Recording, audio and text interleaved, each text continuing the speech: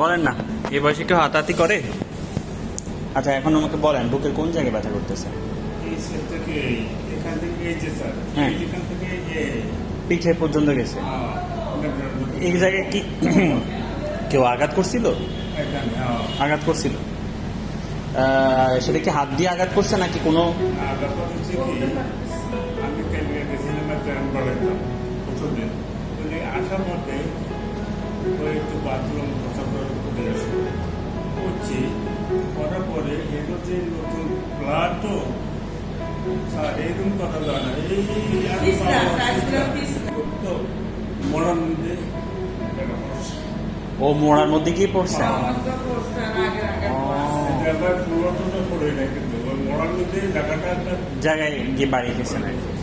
আচ্ছা, এমনি আগে থেকে তো কোনো কাশি নেই? হ্যাঁ? আগে থেকে তো কোনো কাশি নেই? না, কাশি আছে?